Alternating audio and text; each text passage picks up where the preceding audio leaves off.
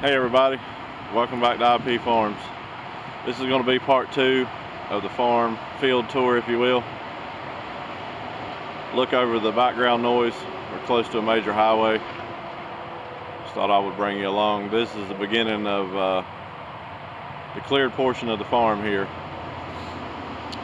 We're in correspondence with a local agency that did some work here in the bottom back in the summer, and some of this was cleared out by them, which is a good thing. A few issues still looming.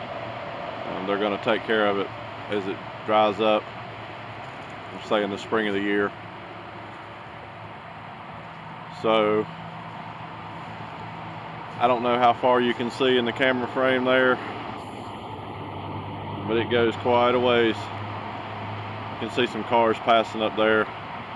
The other rural road passes on the front side of the farm. This is the bottomland.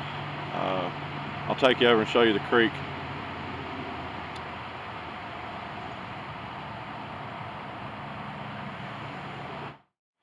Well, here's the creek. Seems calm enough right now, but I'm going to tell you, when it rains hard, you would think this creek is the Mississippi River.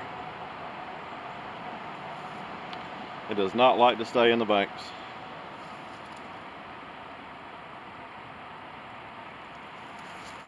I thought while I was here I would show you, I don't know if the camera's picking that up, that cable is tied around that tree there. I'll zoom back out here. My grandfather had cows. That was their stopping point. He had a wooden gate, if you will, that hung down into the creek on that cable. I can remember that years ago. And when the creek would rise, the gate would just flow with the creek on the cable. And then as it went down, it would go back, and the cows were unable to get out of the property via the creek. Thought I would throw that in there while we were here. Okay, I'm just off the creek bank that I just showed you. Right in front of the frame there is the hillside where I did a couple of clips on the first part of this series. It comes down in the bottom here. Pan over.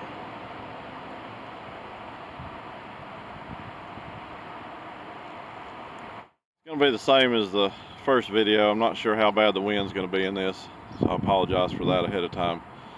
If you look straight ahead where I've got the camera facing, through the few areas there that I bush hogged, as it gets back into the overgrowth there, that is where the pond dam is that we did in the first video. Pan back up towards the hillside there. I've yet to tackle this side. I say this side, there's a little creek that kind of divides the bottomland. I've worked on one side of it this summer. I haven't made it over here. I've done some bush hogging, just basically knock down the bamboo and stuff here for the agency that we're dealing with to go over a few things with them. Okay, let's move across the other side. Okay, I referenced a little creek. Here it is. This is what we consider the dividing point of the bottomland. Pan back up that way. I started at the very end of the property up there. Pan back around slowly here. There's the nemesis. I say that is where the raging river creek gets out. Seems like it floods on this side a whole lot worse than it does the other. Anyway, pan over here. Probably going to be able to see the difference in the ryegrass that's dyed here versus the what's still a little bit green. To the left of the screen was taken care of and cleared by an agency doing some work here. To the right, the green grass is where I started this year. If you watch the first part of the series, you'll be able to see how bad everything was overgrown. And this one was no different. This field was just as bad, if not worse, than anything you've seen that was overgrown. I referenced this in an earlier video. I'll show you where I was doing some chisel plowing and stuff earlier. This took us about a month and a half to clear off. A lot of trees in here, a lot of stumps still here, a lot of roots. This is I guess second bread and butter on the corn land. One day soon I hope to get some corn in the ground here. It will venture all the way over to the creek bottom there. The row of trees is right against the creek bank. Okay. It's the same field, different view. You can see right here in the center of the picture here, that's where I was doing the chisel plowing and disc plowing the other day. You can see the field goes quite a ways down. There's a cedar tree still there in the middle. You can see the tree line behind it there. Now if the camera's picking it up, there's a small pond / lake over there that is man-made, if you will. Some grading issues are at hand at the present. Get that taken care of in the spring. This area here to the right of your screen has always stayed wet. I think a lot of that is due to just being tromped down by the cows for years. I may eventually still have an issue with being a wet spot, but we're going to see what we can do with it. This field was the same as the one I just showed you. As far as the amount of trees, I'll zoom out a little bit. There's a brush pile down there at the end of the field. That always stayed wet. So I figured I would just move the headlands out a little bit, not to be in that wet area. So we just strategically put the brush there for now. 5 or 6 years time, you'll never know it was there. Okay, moving along. I'll stop here for a minute. The gate here in front of you goes into the what I referenced as the donkey pasture earlier. You can see in the background there the barn and the silver tin of my little shop and building up there. Go over this way. You saw the big pipe probably in the earlier videos. The pond dam is right behind it. These are little areas, like I said, I didn't get completely cleared here. This little batch of trees, again, in front of the trees between me and the brush pile there is what I've cleared and mowed and kept down. All of it looked like that. That's right along the little creek bank, if you will. Goes on around.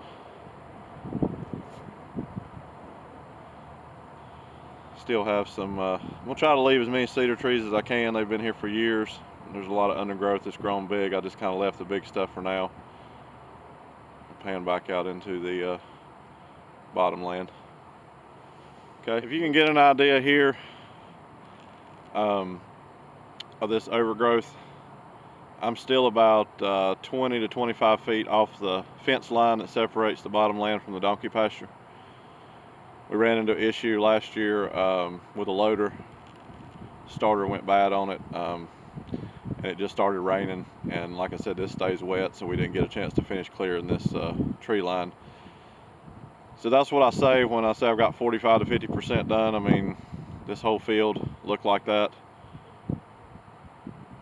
So it's come a long ways. But before I can do any kind of planting or anything, I'll definitely have to raise these fence lines up and finish clearing this off. But I think that's down to the short rows on these areas.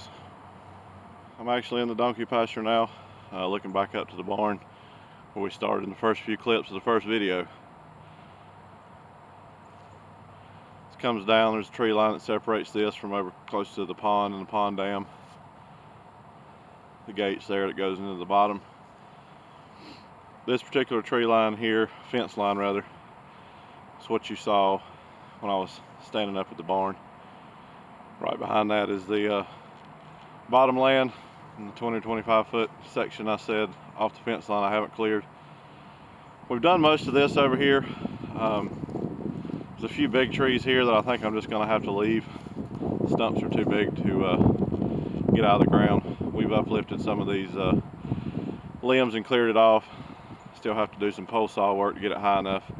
But again, this field will not be planted until there's no more animals here at the farm. And I have to say, I hope that's many years from now. I do enjoy him being here. Okay, stop here halfway through the donkey pasture. Look out through behind this fence line here. It's the bottom land. Kind of gives you a better perspective how everything ties together. And I have a friend coming to visit. I think he's due for a little bit of camera time. That's Jack. I'm sure as springtime gets here, you'll see a lot more of him. It's the biggest pet you will ever see. If I'm down here doing fence work or anything, he is right on my shoulder the whole time. Been here for many years, hope he's here for many, many more. Okay, Jack, that's enough camera. Okay, leaving the donkey pasture now. In the middle of the frame, over there at the tree line, is where I was standing in the first video. I'm right at the gate, going into the front field. Bottom land again. Right here at the gate. There's the brush pile I spoke of in an earlier clip. Favorite tree in the whole property. Many fond memories of that pin oak tree. Grandfather used to have a garden right here many years ago. Spent many a day following him up and down the rows of corn and beans and squash. He loved his garden. Okay, brush pile, pan out into the bottom land there. Of course, you can see all the water standing. This part has always been there. A little over closer to the creek is man-made. Hopefully we'll take care of that before long. But this field ties into the front field. So strategically with the game plan eventually is to have all this in corn, all the bottom land, field tie-in right here with the bottom from the front over towards the donkey pasture. I will eventually take those trees and fence out and just make a big L shape here. Okay, move up to the top of the front field, and we're now in the front field. We'll wrap it up after this one. This is probably my pride and joy. This field looked exactly like the very first clip in the first video. I wish I would have been doing YouTube when I started this in this particular field, so I've got a few video clips on my phone of the 1086 pulling the 14-foot bush hog, knocking down the small stuff, and the trees are 4 or 5 feet over the cab. Give you some idea. Still have this row of trees here. There's a little bit of field on the back side of it. This is where my grandfather kept round bales of hay for the cows. He had it fenced off with electric fence. There's some bigger trees in here just simply because we always mowed around the fence.